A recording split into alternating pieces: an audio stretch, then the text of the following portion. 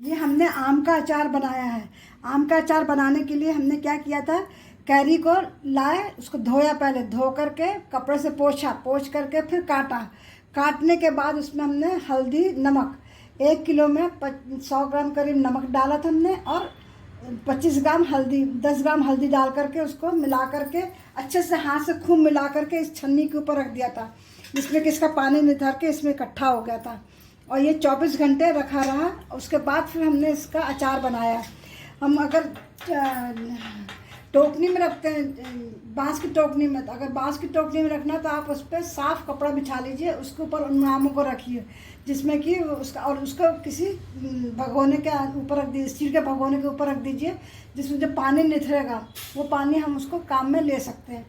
तो ये हमने इस तरह से कर लिया था। अब उसमें मसाला मिलाने के लिए हमने सरसों का तेल बहुत, मतलब 1 चमचा सरसों का तेल गरम किया था, ज़्यादा नहीं गरम किया था, कुनकुना, बहुत तेज़ गरम नहीं किया, कुनकुना गरम करके फिर हमने उसमें ये मसाले डाले थे।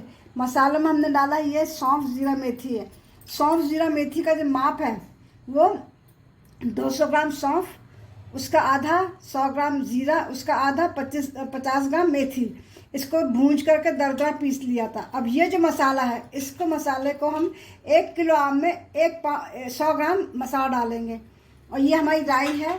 राई में हमने साबित राई रहती है, उसको हमने पहले दरदरा पीसा, उसके बाद उसमें 200 ग्राम साबित राई दरदरी पीसी, उसके बाद 100 ग्राम राई दाल उसी में पीस दी हमने, और फिर उसको मिला लिया था।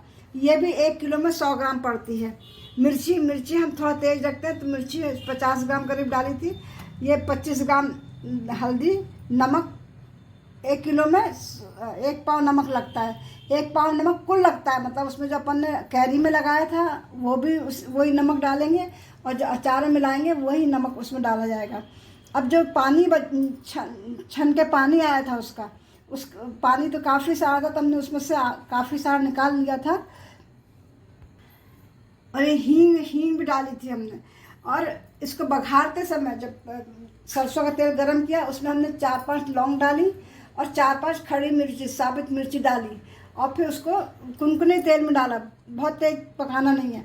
फिर उसमें हमने सौंफ जीरा मेथी का पाउडर डाला, हल्दी डाली, नमक डाला, मिर्ची डाली, और सबसे आखिर में राई डाली। राई को कभी भूंज के नहीं डालना चाहिए अचार में। आजकल लोग बहुत ये है कि राई को भूनते हैं, भूनने से उसका खट्टापन ख़त्म हो जाएगा और वो उठेगा भी नहीं अचार, और अचार को प्रिजर्व भी नहीं करेगा। और हमेशा एक चीज़ ध्यान रखिए, आम कभी काटने के बाद नहीं धोना है, पहले धोना है फिर काटना है। फिर जो पानी बचा था उसमें से थोड़ा सा पानी था हमने मसाले में मिलाने में ले लिया था, और सरसों का तेल डाल दिया था उसमें। बाकी जो पानी था उसमें हमने चने, काबुली चने और साबित लाल मिर्ची भिगो दी थी, इसका अचार भी पड़ गया। अब इसमें हम चाहें तो लहसुन भी डाल सकते हैं, मतलब उस पानी को हमने फेंका नहीं इसका। और इस सबको मिला करके फिर जो ये आम भी मिला है मसाले में, तो चमचे से नहीं मिलाया, हाथ से मिलाना चाहिए। जो हाथ की गर्मी होती है उससे मसाले अंदर भिगते हैं, और उस गर्माहट से अचार में स्वाद आता है, और वो पक्का मैच्योर होने के लिए अच्छा तैयार होता है। हमेशा हाथ से खूब मसल के, ऐसे खूब मसल के करना चाहिए, जिसमें कि सब मसाला अंदर उसमें अंदर तक भिग जाए। फिर जो बाकी सब मिला करके हमने, और फिर हमने इस तरह से उसको इस तरह दबा कर हमने शीशी में रख लिया। अब हमने इसमें तो हम तेल नहीं डाल रहे हैं, पर हमने एक बड़ी शीशी में रखा था, उसमें हमने तेल डाल दिया, क्योंकि ये हम बिना तेल का ही बना रहे हैं। तो उसमें तेल इतना है, ये देखिए इसमें तेल है इतना है कि ख़राब नहीं होगा अचार, मतलब उसमें थोड़ा सा प्लस साइड तेल है जो हमने मसाला मिलाया है। ये हमारा इस तरह से साल भर के लिए तैयार हो गया अचार। तो ये चने वाला अचार भी, अभी चने वाला अचार भी, चने फूल गए हैं, अब ये बहुत स्वादिष्ट लगता है।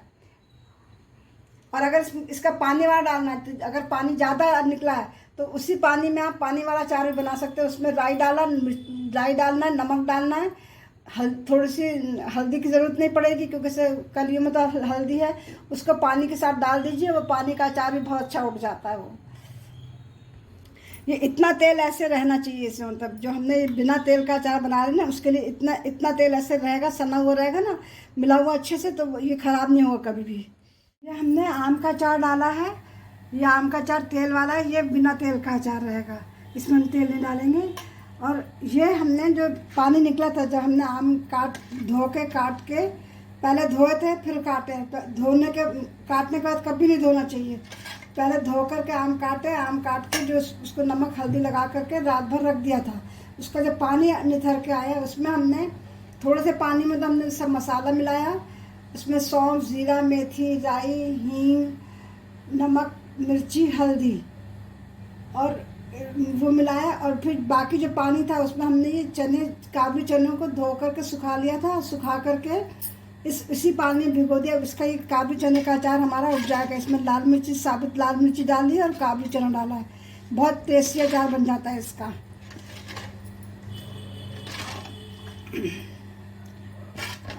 ये 1-2 दिन में पूरे फूल जाएंगे और फिर बस खाने लायक हो जाता है अचार इसका।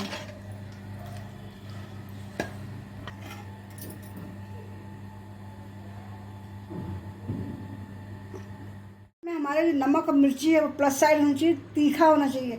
क्योंकि इससे जैसे जैसे अचार उठेगा उसके नमक भी कम हो जाएगा, मिर्ची भी कम हो जाएगी।